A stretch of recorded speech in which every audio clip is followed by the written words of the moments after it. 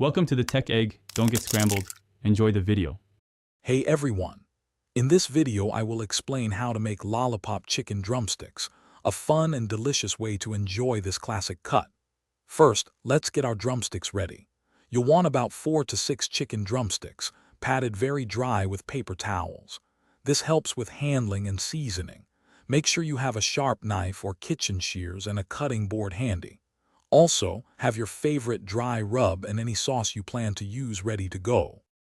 Now for the fun part, transforming your drumsticks into lollipops. Hold the drumstick bone side up.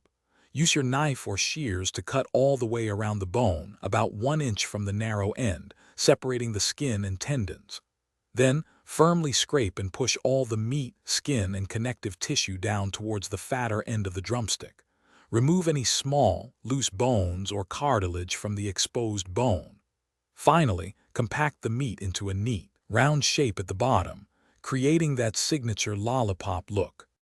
With your lollipops formed, it's time to add flavor and cook them.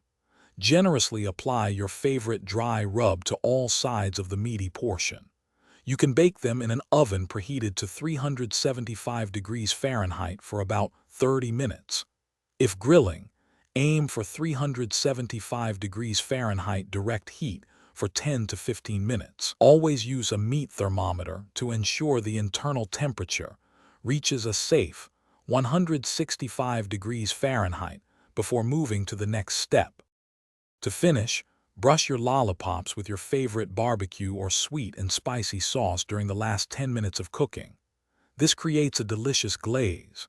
If you bake them and want extra crispy skin, broil them for an additional 3 to 4 minutes, watching closely to prevent burning.